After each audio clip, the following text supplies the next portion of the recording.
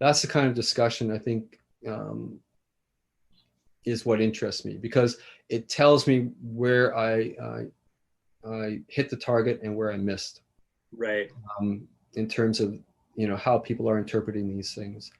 And I mean, there's not enough out there yet, but I often wonder, what would be the greatest scenes of the series, Sure.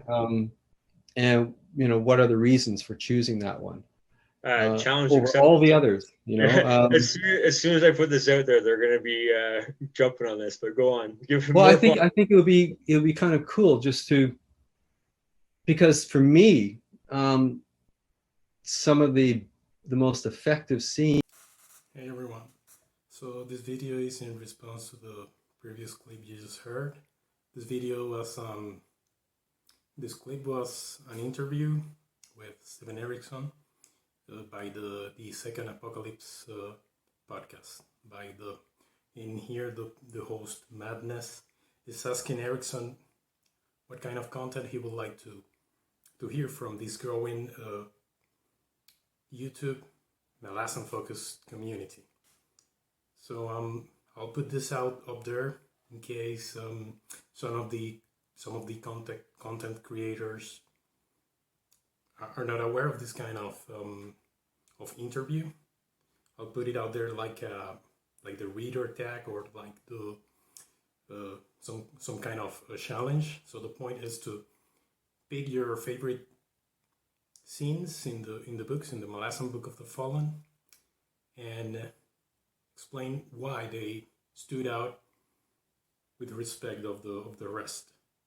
So I put the challenge out there. I'll try to tag in the description the content creators that I know of, and but anyway, if you come by this video and you like to participate, just go for it. I'll just tag. I mean, I'm not being exclusive here. I'll tag anyone I can remember that does this, and then I hope you give it a shot, and basically that's it. It goes without saying that since I'm going to reply to this now, from here onward, this is spoilers for the full Malazan Book of the Fallen. I've tried to keep this short, so I narrowed this down to 9 scenes, and I think that's fine for a 3.2 million word book series. But so I'll try to describe briefly the scene, and explain more or less what are the main points that make the scene work for me. Again, this is a compression. There are many scenes that I decided that I was going to leave out, and this is just a more condensed version. There are many scenes, for instance, that did not make it in, but I could make entire videos about them in terms of complexity and all the layers of meaning they have. So from now on, let me enumerate the ones. Let me go one by one with those scenes.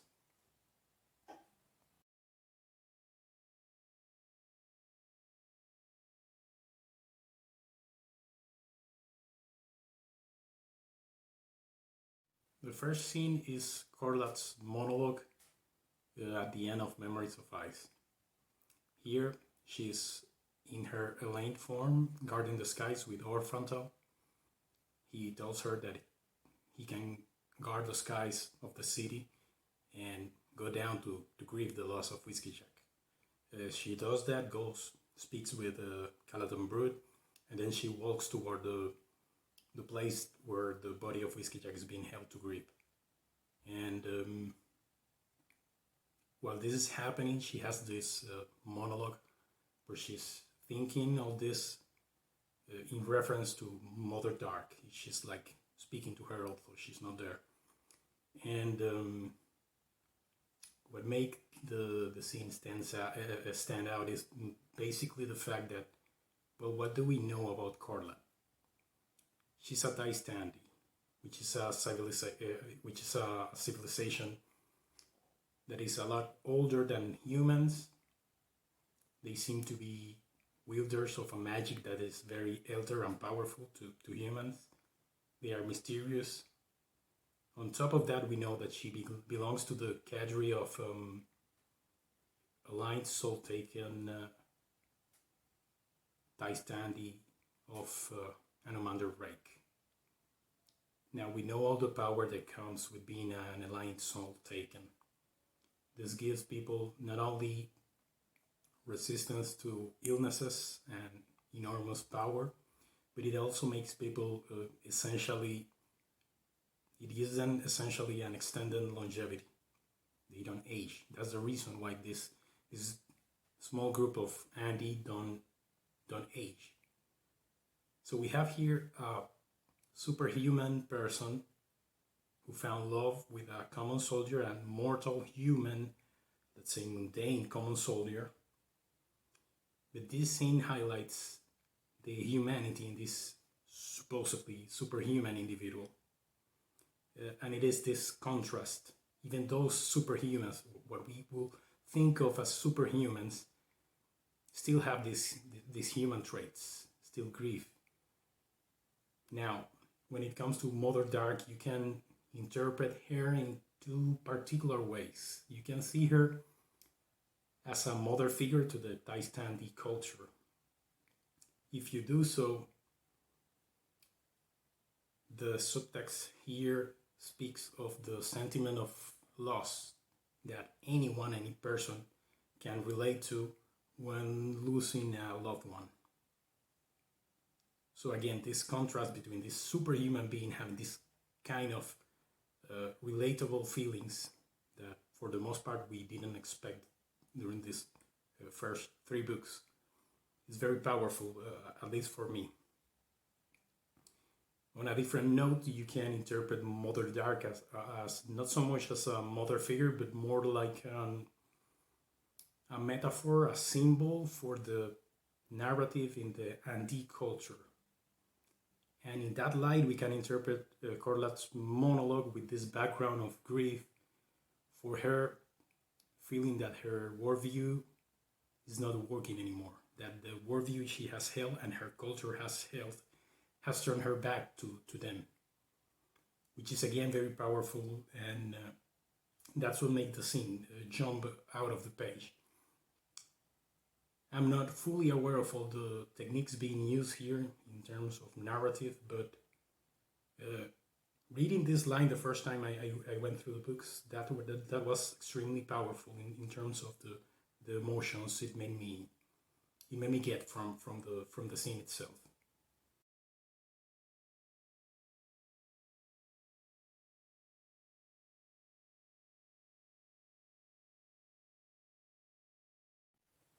The second scene is what I called Inside the Jade. Here, Heborik is sick.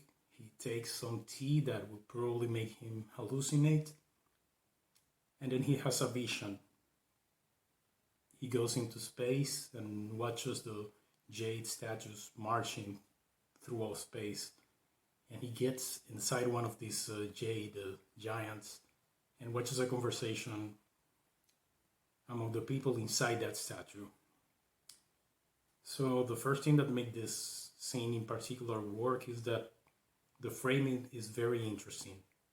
Heborik doesn't know if he's hallucinating or if he has gained some kind of connection or access to a reality that he's normally not capable of reaching within the Malazan universe. That's left open. And it's interesting because you don't know if this is a reality, as much as it can be in a Malazan setting, if this is reality or just him hallucinating. But it really doesn't matter because we know that this, in any case, is an instance in which the author is, so to speak, breaking a fourth wall to speak to the reader directly. Because the content of that conversation speaks a lot to what I speak in earlier videos of the connection between how the books speak with our world, with our reality. So that's the first part. The setting is particularly interesting because the question on whether this is real or not, or Heboric is just hallucinating, is particularly interesting. So now we have the conversation inside the Jade. We know that these souls are trapped inside Jade, and the implication is that they are the followers of the Crippled God. So this gives us a window on where does the Crippled God come from. It's not particularly clear, but the first thing I'll say is that the only two names of the souls inside the Jade are Casa and Leandris. So Casa can be seen as a shortened version of Cassandra. Leandris can be seen as a variation of the name Leander. These are Greek names. So as far as I can tell, this is a very strong suggestion that the Crippled God comes from our reality. This is also based on something else that Stephen Erickson has said before, that there are sufficient hints in the books to more or less figure out where does the Crippled God come from.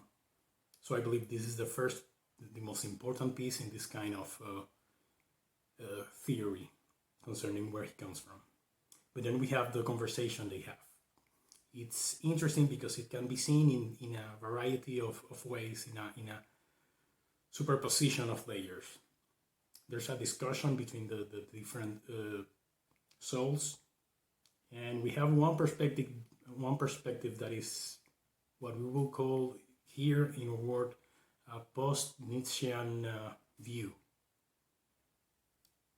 Now, after Nietzsche finished his work in philosophy, I should say that he's one of the most misinterpreted philosophers in modern history. When he claims that God is dead, what many people took that to mean is that he said so in a tone of celebration, but basically he did not. The work of Nietzsche was focused a lot on, well, now that we are living in a post-Renaissance society, and religion doesn't play the preponderant role it used to play, even for religious people in this new age, how does that play out? If we don't default to religion for our morals or for how to live our life, then what do we put in its place? And that's enclosed in the complete quote of the God is Dead, so famous quote. And it's interesting here because one of the characters is discussing this. She says, well, God is dead, we kill it. We kill him. You were just too primitive. Like, relegating God to a secondary role is a sign of progress. But then another figure here argues that that's not a sign of progress at all. It's not the gods that are important anyway. It's the stepping outside oneself that gives a morsel with virtue. This is interesting because the first thing you notice on this conversation is how it foreshadows the entire series. It gives away the game of Erickson. Of course, when I read it, it flew over my head. What is this talking about? But if you look at it in hindsight, yeah, it basically gives away where this is going. You know that the stepping outside oneself, in other words, compassion, that's the game of Erickson all along. So whatever the outcome of the Crippled God, the last book, is, it will have to do with that. So the foreshadowing here is strong. It's one of those things that make you think, how didn't I see it? But it only does that in hindsight. But beyond the foreshadowing within the context of the series, it's heavily philosophical. Here we have a critique, sort of not only religion in itself, organized religion, because the soul inside the Jade is telling the others, that gods are not the main point. It's compassion and empathy that are key in this kind of moral framework. But on the other hand, we also have a critique of this secularist, what Yuval Noah Harari will call secularist religion, that emerged by misrepresenting what Nietzsche actually said. So it's very clear here when she says, there are no gods, we kill them with our vast intelligence. That's a shout out to this particular phenomenon of this, so to speak, secularist religion. So that's interesting, because here you have a critique of both sides of this hypothetical debate in our world. You have this the secularist religion and this theistic view of the world. And in this scene, Erikson is criticizing both. Well, obviously, it's understood that when you criticize something, when you write a critique to something, it doesn't mean that you deem those things you're criticizing to be worthless. That's not the point. But you can still think critically about them and highlight where those views don't hold. And I believe this scene is particularly interesting because it can be seen in all those layers. The Nietzschean perspective, the critique of this God-centric morality that ignores compassion or empathy. And I think he's tackling all that here. And also, obviously, the visuals and how it borderline merges with science fiction. I mean, Heboric goes to space. He realizes in that scene that stars are just suns with worlds surrounding them. And this may or may not be warrants. Or maybe warrants are the pathways that connect these worlds of distant suns connecting the Malazan world. It's really interesting in this respect. So it's a very dense scene, and I believe it works because of the foreshadowing and because it can be seen in a very philosophical way.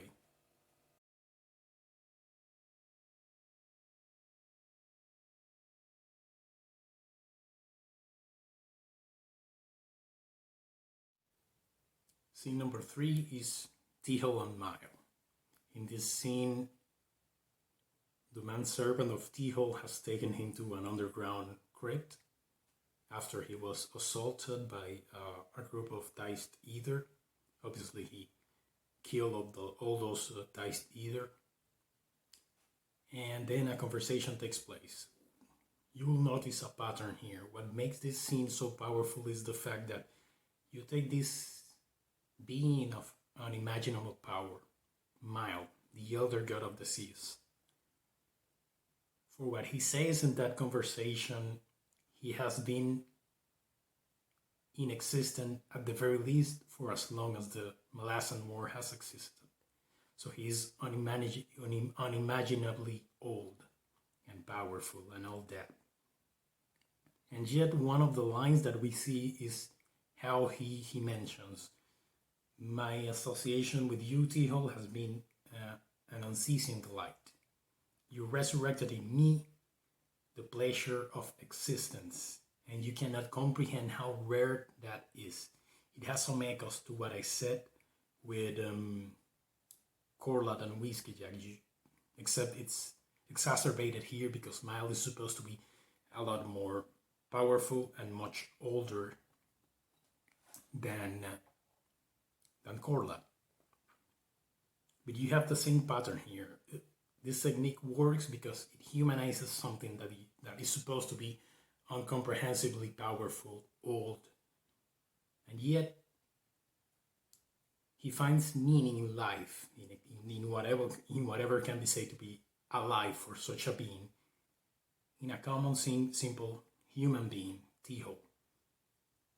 Now, the critique that is hidden in this conversation is very interesting because fundamentally, Mael is bashing the Letherae society. He says that they take their vices and turn them into virtues, and that's disgusting in a way.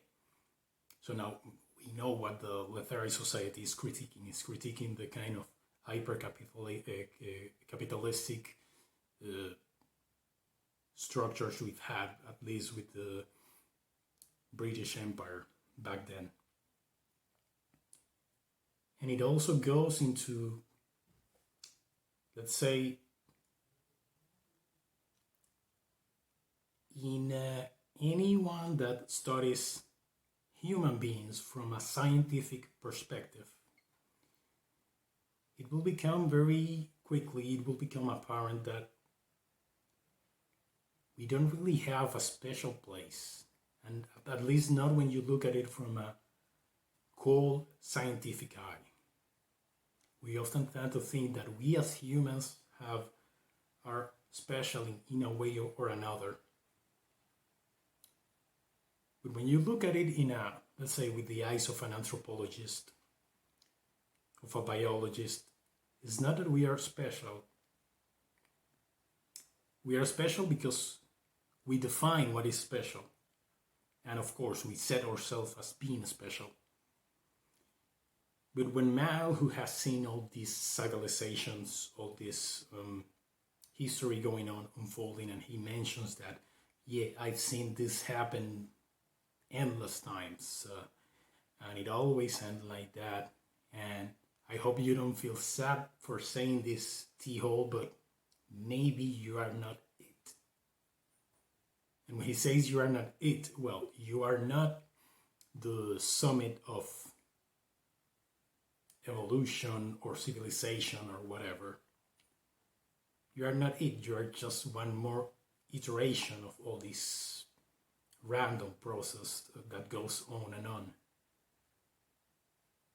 So again, the two main components of this is, number one, how it humanizes an otherwise superhuman being, with the contrast of a normal person. And number two, how it has layers of criticism that don't speak to the Malazan world. It speaks to our world in this particular case.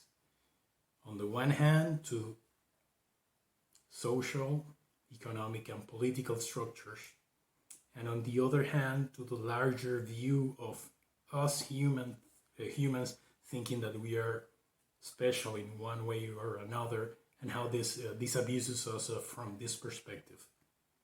So it's very thought-provoking, but at the same time it's very emotional.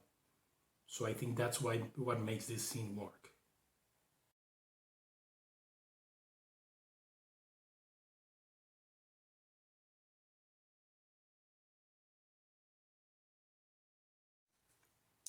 So number 4 is Bottle's Dream of Honey. In this scene, Fiddler's squad is trapped under Yagatan after the fire. They find caches of honey. They eat from them and they start hallucinating. So after this, Bottle has a dream, presumably fueled by this honey, and he goes back to the time when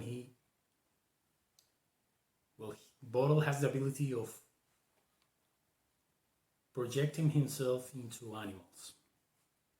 And here he's remembering when he was younger, the wild monkeys in Quantali, the place where the Malazan Empire originates from. And Bottle is a native from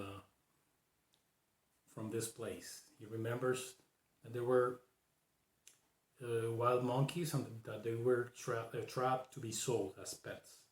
And he remembered the last trapped monkey, the solitude of that, and how he went when he was 7 years old and saw that monkey in the trap, in the cage, being sold. And he describes the emotions he gets and how his ability to go into animals and feel for them was awakened here. Now, the main components of this scene are the fact, number one, the fact that, again, it is foreshadowing the long run of Erickson in all this series. There is a particular phrase in that scene. Compassion existed when and only when one could step outside oneself to suddenly see the bars from the inside of the cage. There are parallels between cage and chains, which is a running theme in the series.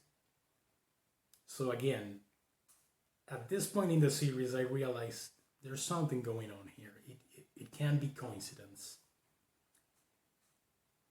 If I didn't pick up the other scenes I described, by this point it was like, there's something going on with this compassion and with this putting yourself in the place of the guy that is in chains, or doesn't need to be the guy.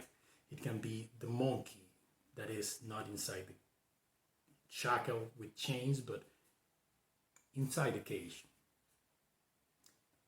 So that's one aspect of this, how this strongly foreshadows the long run of the series. The other aspect that I can mention about that scene is, in a sense, this is doing the same of some of the previous scene I mentioned, but it's not a powerful being that is being humanized. It's a being, a monkey, that in a sense it's seen at all lies by us humans as inferior.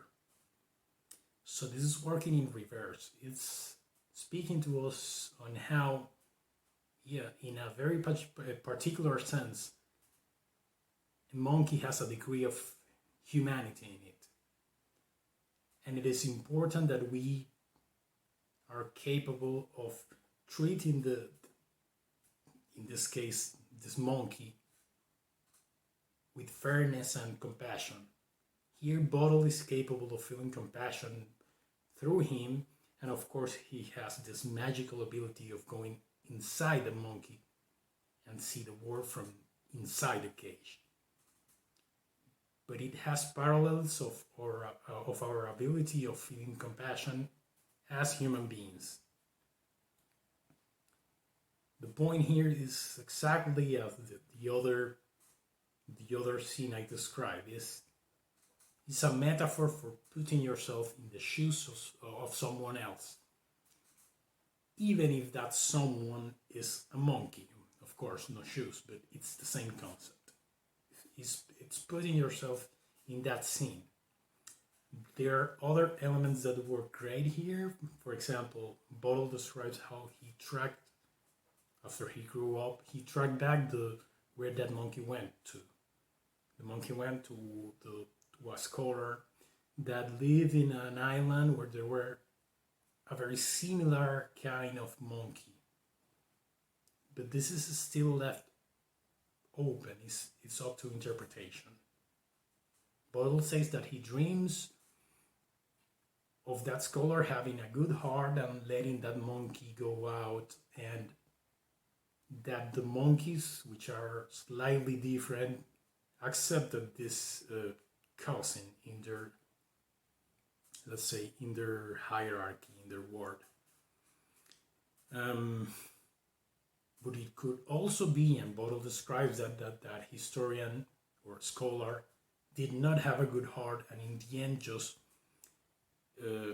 have the monkey after it died, the skeleton or a dissecated statue of the monkey, just because it was, let's say, odd. It was the last one of its kind. So it still leaves open that notion of what happened with this body that we have come to feel compassion for.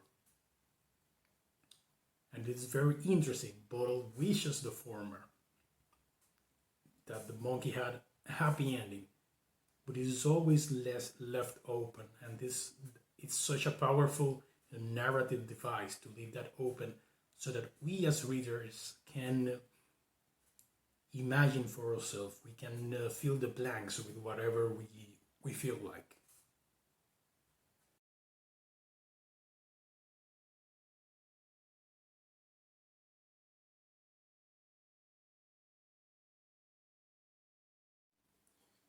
The next one is Shadow Throne in the aftermath of the conversions in the Bonehunters.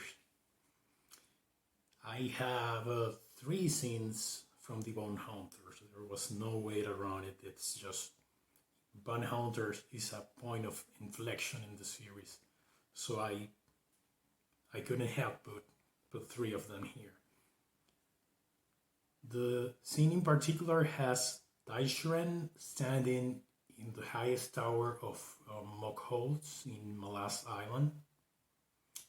And then Shadowthrone comes in and has a conversation with him. What's interesting is that here in this scene, there are so many notions we had about Taishren and about Shadowthrone, and these notions are dismounted just with this very simple interaction between them. We see in particular that Taishren, for all we read about how he wanted to kill everyone that was associated with the Emperor, he still has a very good deal of respect for the being formerly known as Kellanvet. In fact, he still calls him Emperor. And Shadowthrone's, the phrase he uses is old friend. It's a phrase we've only seen so far being used with Cotillion. So you can see that there's still a lot of friendship going on between Taishren and Shadowthrone, which we hadn't seen up to this point. In addition to that, we have been looking at Shadowthrone for 6 books now. He's a shady guy. His aspect is shadow. He did the terrible, terrible thing in Idkokan in Gardens of the Moon. So we don't know his motivations. We think we might interpret him to be an evil Dark Lord, a trope from traditional epic fantasy. But in this scene in particular, we recovered some of the humanity of Shadowthrone. What made that scene so powerful for me, it's the phrases that Shadowthrone uses. At the start of the conversation, she goes like, "My loyal Wickans are being harassed or killed." And at some point, discussing with Taishren, he says the phrase, neither spoke for a time until the god murmured, "My poor Wickans." Now we have to think back at what makes the Wickans special for Shadowthrone. Well, the Wickans were the last point of resistance in the Quantali continent when the Malazan Empire was struggling to become an empire as such. It was the last point of conquer. And how did Shadowthrone get them to the fold? It wasn't by war. He persuaded them. And after he managed to persuade them, they were ever loyal to the empire. What is highlighted here is, Shadowthrone is, he was Kellanvet, he was a ruthless emperor and all that. But there's still a layer of humanity here, a layer we had not seen so far. And in this scene, it jumps to the page. It's like we have been reading his point of view through a veil. And in this scene, part of that veil falls away. So it not only criticizes the idea of a Dark Lord in objective terms, which Shadowthrone absolutely isn't if you have finished the series, but it also shows how complex this business of imperialism and of being the emperor that brings a new society, a new nation into the fold is. Shadowthrone feels for these people. These people were loyal to him and he feels for them. And that has a very strong effect on the pages, for me at least.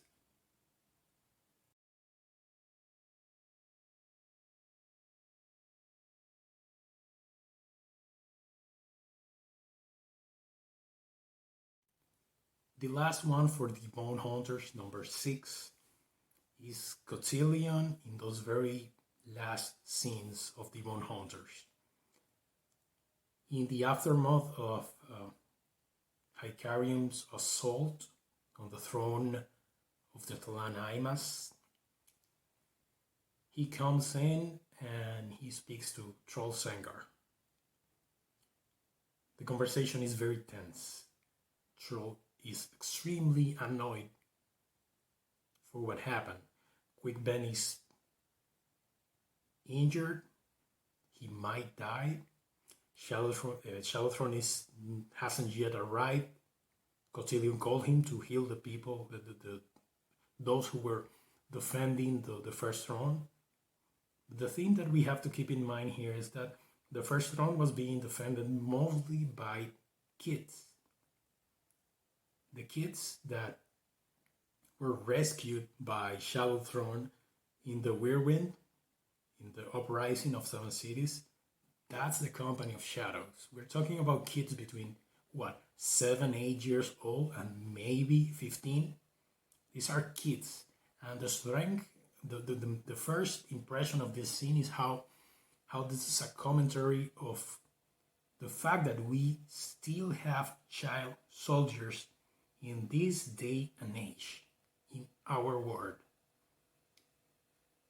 And that's such an important subject to plug in here. How is this possible? How can we be in such a civilized, advanced society when this kind of thing is happening?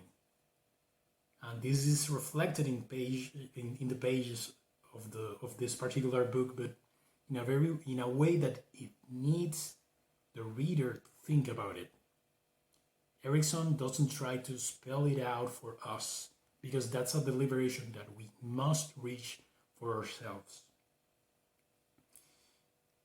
So besides that, there is this conversation between Troll and Cotillion. Troll being one of the characters with the with the strongest moral drives, stands up to Cotillion and asks him, who were you going to send after Quickben when he couldn't stand against the Life Stealer? Cotillion says, well, I will have come myself. And then Troll says, well, we are not going to fight here. Not again. Not me. Not Onrak. And nor will these children. And this slaps you in the face. It's such a powerful phrase. These children will not fight here. They shouldn't be there in the first place, ever. The problem is that Cotillion knows that, and this is reflected in his reaction. His reaction is basically, no, of course not, you won't. And let's say the most important part of the scene is what happened after that. Of course, Shadowthrone arrives, he starts healing, he heals Minala, he heals some of the kids, and then he comes to Bendelat to heal him. But then Cotillion goes out, and the scene is described as follows. Troll stepped to the entranceway, looked out and saw Cotillion, the patron god of assassins, the god, sitting on a shelf of stone that has slid down from one wall, sitting alone with his head in his hand. This is one of the most powerful techniques used by Erikson. I'm not sure how he does that. I'm not an expert on storytelling or writing. And what's effective about this is you have one phrase, and this phrase conveys so much emotion and meaning. If you look at Cotillion's arc so far, it has been an arc of him regaining his humanity. If you consider godhood in the Malazan War as a metaphor for power. Cotillion power has detached him from humanity, and we can make theories about how that works in our world. But here we see that it is working. Cotillion is regaining his humanity. When we see him sitting with his head in his hands, he's a defeated guy. He knows that sending these kids to face not only the Edur warriors, but also Icarium, that wasn't right. Some of them died immediately.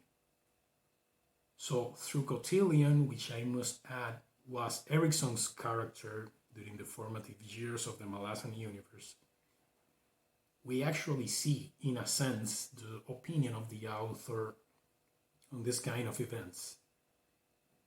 He doesn't spell out, that will be terrible writing, but he implies that he suggests that, and we have to make the implications. We have to draw the implications from this. And to me, that's very clear. It's a condemnation of all this business of sending kids to fight. So basically, that's what makes this scene so powerful.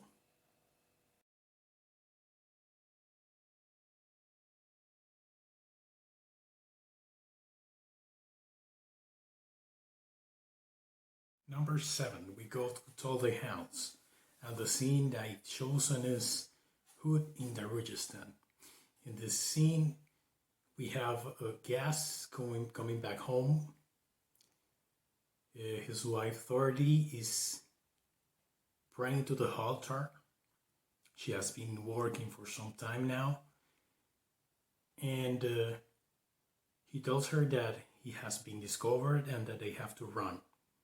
She tells him that she won't run, she won't leave, and when he approaches her, after using some derogatory terms on her, she slices his throat, killing him.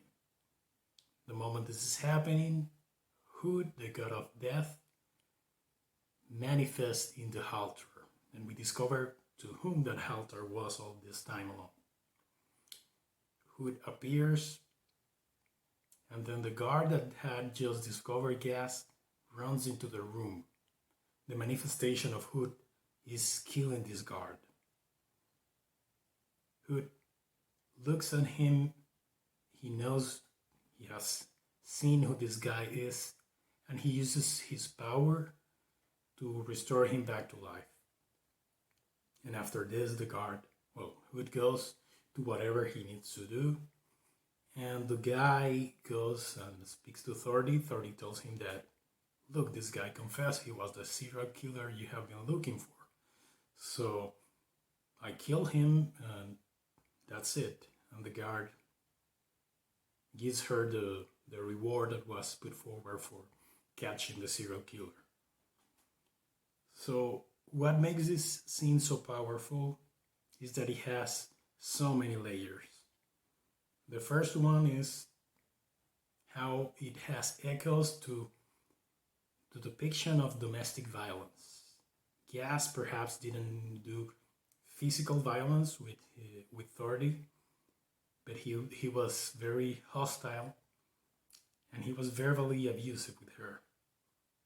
And this went on for a long time.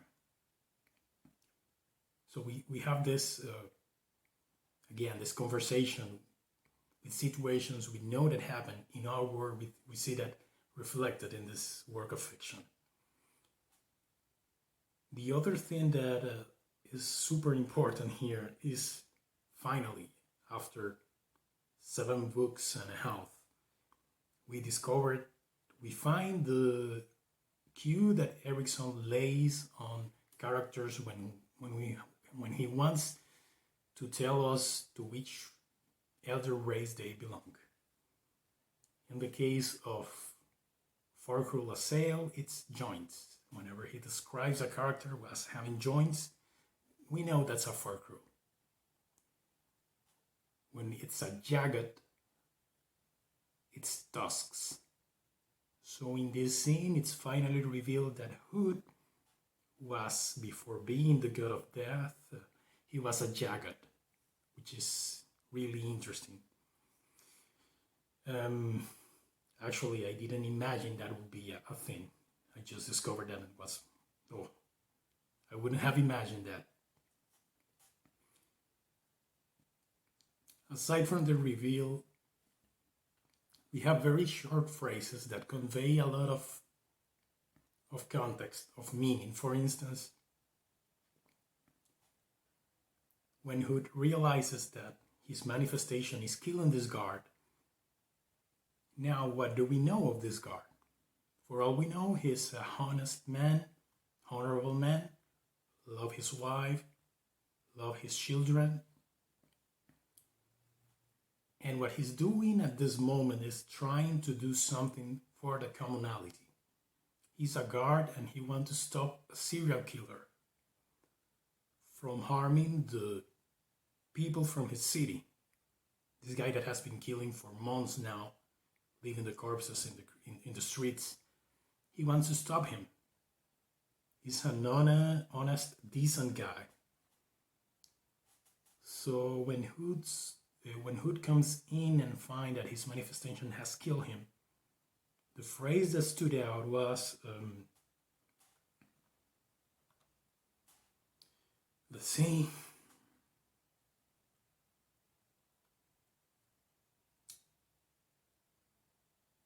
Hood was true. Well, the guard did not hesitate. With this modest and humble man, with his courageous, honorable man, Hood so true. And for just this one, the Lord of Death had permitted himself to care. Now, we have been looking at Hood as this cold-hearted, ruthless reaper of souls, and not much else. Here we see a different layer of meaning on the character of Hood, and I'll propose to you a metaphor.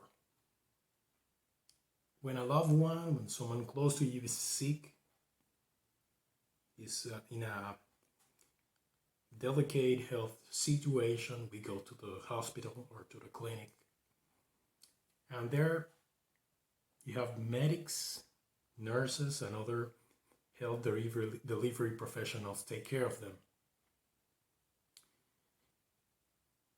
When that person, when that loved one doesn't make it, that's devastating for us, and it makes sense because it's somebody that is close to us.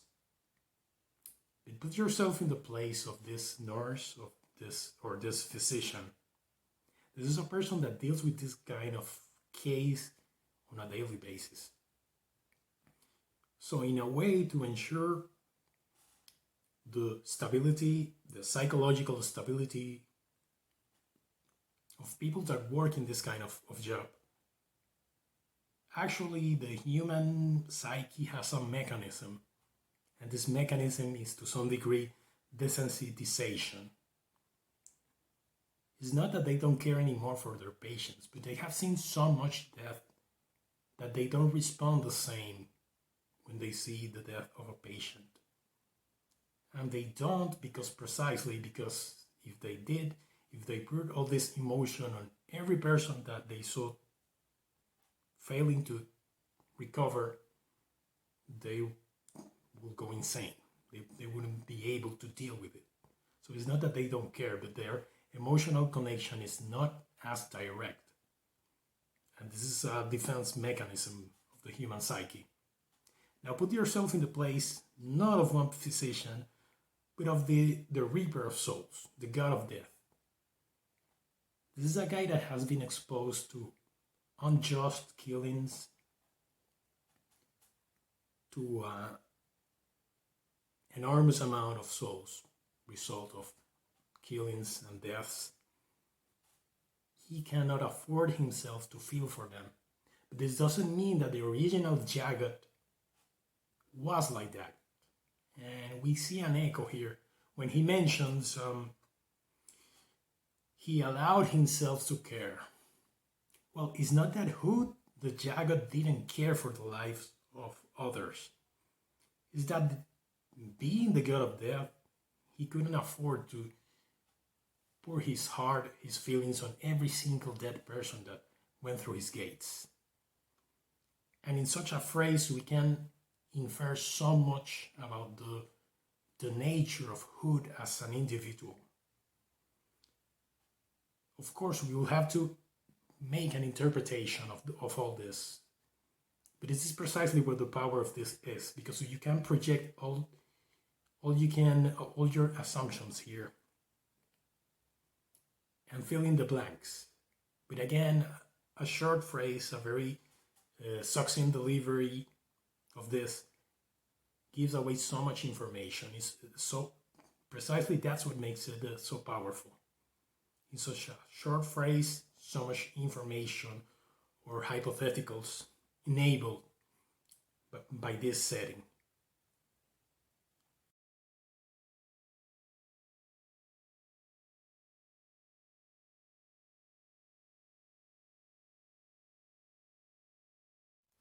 Number 8 is the Crippled God, Kaminsod, and Ammanas.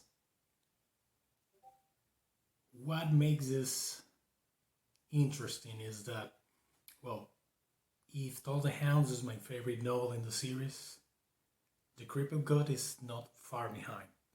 Why? It's not just the payback. Erickson puts a lot of subtle hints here that overturn notions we had in the previous 9 books. In particular, if one doesn't read very carefully, one doesn't discover this hidden conversation that is taking place throughout the Crippled God. There are scenes intertwined with the main narrative in the Crippled God where we see Kaminsod speaking to an unknown person. Sometimes they are monologues. The only hint is that they are in cursive letters, at least in my Kindle version. And it's hard to realize that this is Kaminsod. A first interesting point is how during 9 books he was the Crippled God, the Chain One, whatever. And in this book, he suddenly has a name. He's not the Crippled God, his name is Kaminsod. And this is the first step to humanize a guy that every piece of foreshadowing in the other 9 books suggested that was not the evil Dark Lord. He was something else. So in these conversations, it's not clear what he's talking about or with whom, but we get his perspective, something we didn't have very clearly up to this point. But now, this close to the end of the novel, we do learn who is he speaking to. In particular, he goes like, "You will not have recognized me in my anger. It shone blindingly bright. There remain those among the multitude I left behind who imagined themselves gods for all their mortal trappings." So who is he talking to? At some point he drops it. Shadowthrone, you will not betray me, will you? He has been speaking to Shadowthrone all this time. The only thing is that we don't know what Shadowthrone is telling him. The only thing that is transcribed is what the Crippled God is saying. So we have to kind of guess what Shadowthrone is replying. So what makes that? What are the layers of this? Well, this is the second most important point on the origin of the Crippled God. He gives some very definite hints of how is the world where he comes from and what the nature of his godhood in that place, whatever it is, will be. We also get to see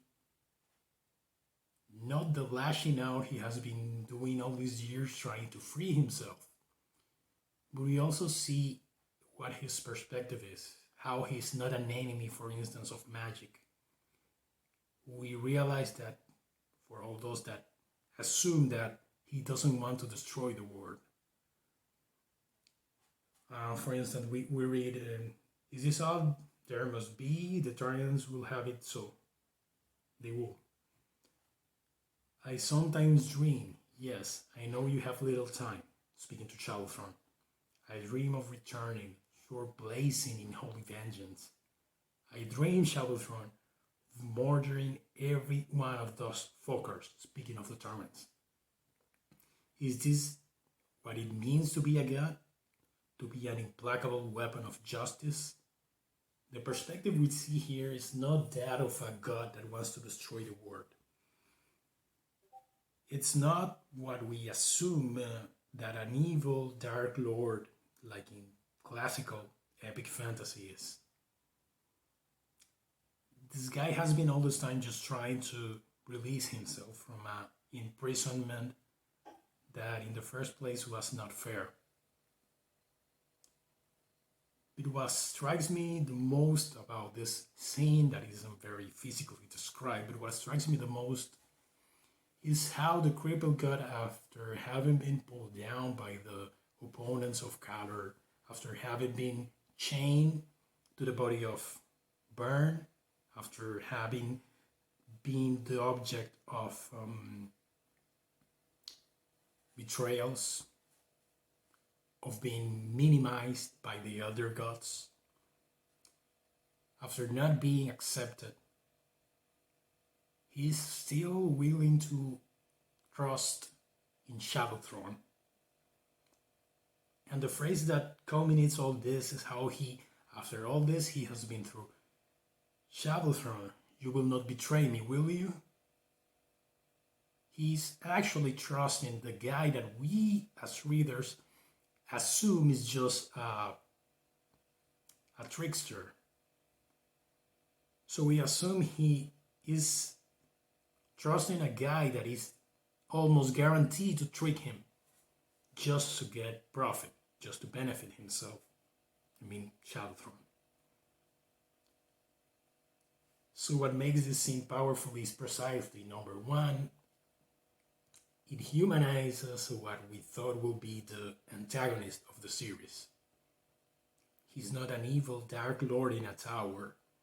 He's a guy that has been subject to a terrible injustice.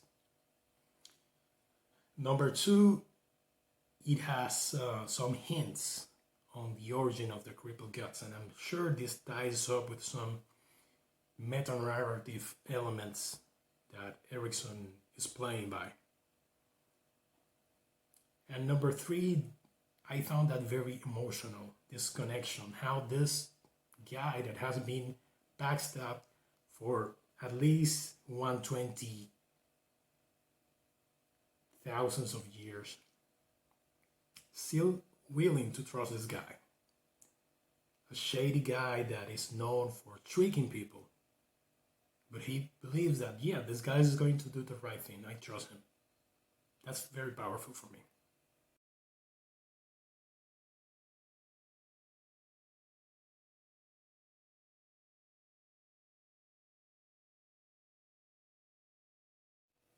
Number 9. Tavore screamed and I lost her. And this scene is in the final moments of the last confrontation of the Bonehunters and the Furkrul and their army. What we see is Tavore running away from the, well, not running away, but walking away from the fray. And then she screams, releasing all that despair and anguish that that she has been holding back all this time. Then Ganos comes running to her. Everybody that is left alive from the Bonehunters is just watching her. Ganos also wants her. She tries to, well, she doesn't know it's Ganos. She thinks it's an enemy. She attacks him. He stops her hand and takes away the helmet and reveals that it's Ganos. And here, for the first time, what I call the wall breaks down. I'll have to make a video to explore this in particular. My opinion is that Tavore is the most transcendental character in the Malazan Book of the Fallen. I think that when critics look back and analyze this, they will conclude that Tavore is a particularly interesting take on the narrative methods that you can apply in fantasy. And they will realize how influential and how creative this is in the context not only of fantasy alone, but perhaps also in a more wide classification, let's say the group of sci-fi, fantasy, and perhaps other genres. So what's the point of this scene? We met Tavore in Gardens of the Moon. She's introduced as a mean, cold-hearted sister. During the whole narrative of the Book of the Fallen, we always have doubts about her. Yes, we know she's leading the Bonehunters. Yes, we know she's going somewhere. But we never know what motivates her. And at least I have doubts about her. For instance, when she uses the knife that Mael gave her to make the river appear in the middle of the glass desert, she screams, "Haven't you drunk enough?" And I thought that reference was towards her soldiers, which were dying of thirst. So I said, what, is she going insane? It wasn't clear what her plan was with the Crippled God, or with whom she was cooperating. So I was expecting some kind of twist. I was worried. Wait, is she going to backstab everybody? What's her deal? And in this scene, all this veiled depiction of her, all this showing her through the eyes of people that don't truly know her or trust her, from all that we go to her POV. For the first time after 9 books, we get a Tavore POV, and we finally see in the pages what she thinks. She's not happy about having to kill a fellow human being. That comment alone gives so many layers. It allows us to retroactively reinterpret all that she has been through. She's not cold because she doesn't feel. She's cold because she has to be. She has to be tough and hard and resilient to be able to guide the Bonehunters to whatever mission they are having to accomplish, which at this point isn't still quite clear if they are going to release the Crippled God or how. We see that all the doubts we had about her are just based on the perspective we had from her. And then the phrase, which is probably the phrase that summarizes the Malazan Book of the Fallen, in my opinion. When she finally finds Ganos, her brother, I lost her. When she finds Ganos, the first place her mind goes to is Felicin. Of course, she doesn't know she killed Felicin. All she knows is that she tried to save her by sending her to the mines with this Talon bodyguard, and then tried to get her out. But the first thing that comes to her mind when she finally breaks this veil of not releasing emotions, when she finally allows herself to express what she feels, of course, with her brother. The first thing that comes to her mind is her sister. And here, all the preconceived notions we had based on not being in her head are dismounted. There's just too much going on here. This scene basically made me stop reading the book and re-evaluating all the scenes I have seen of Tavore, all the things I have guessed about Tavore. In my opinion, this is masterful writing. I didn't know that with a single phrase, I lost her, you could transform 3 million words that came before. And that's the highest point in my view of writing in this context. It was extremely powerful, extremely emotive. The amount of feelings that I got from that was enormous. I mean, it was overwhelming. It was not just sadness, but also empathy and this feeling, this overwhelming feeling of finding after a long time, of meeting after a long time, people you hold dear and grieving together, of this feeling of after you delay grieving for something, you finally release that because it has come the moment to express that feeling. And that scene describes that perfectly. So, in my view, this might be the strongest scene in the whole series. This, I think, is the greatest scene in the Malazan Book of the Fallen.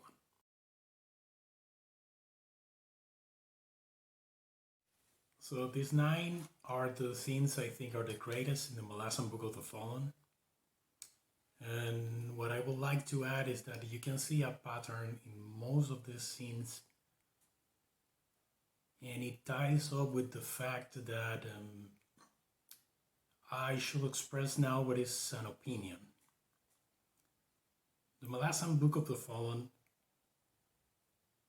does uphold a narrative, and that narrative is one of empathy, compassion, and justice, but not heartless justice without feelings, but a more holistic, so to speak, sort of justice. What this means is that I don't think the Malazan Book of the Fallen is post-modern book. It is a book with post-modern and post-structural elements. You see, the whole thing with postmodernism is that it, contrary to what many people interpret it to be, what early postmodern thinkers thought is that you cannot choose one narrative to explain the human condition, if such thing exists, to explain human beings or to explain the human history. There are a variety of narratives, of optics, of lenses to look at things, and what postmodernism says is that there isn't one narrative that should be privileged from an intellectual perspective. So a postmodern work wouldn't uphold one given narrative. It will deconstruct all the narratives. But the point here is that Malazan does uphold a narrative. So it is not fundamentally a postmodern work. It's a work with elements of postmodern thinking that still upholds a very particular narrative. But I guess the details of this has to be explored in a different video. I imagine this video is close to an hour now. So I'll just leave it at that. The common thread of many of these scenes is how they uphold, first foreshadow, and second uphold the main narrative of the book, which I already mentioned. But I don't think Malazan is fundamentally a postmodern work. I think is a modern fantasy series with postmodern elements. So the other detail I shall mention is that I've been asked to make some kind of content covering the lore of the Book of the Fallen. Lore or theories. I'm not sure where to start. I'm usually good at talking about prompts that people give me, answering questions or elaborating on something. But I don't know where to start. So if you have any subject concerning lore or theories, let me know, and I'll try to put forward a video covering those. And basically, that's it.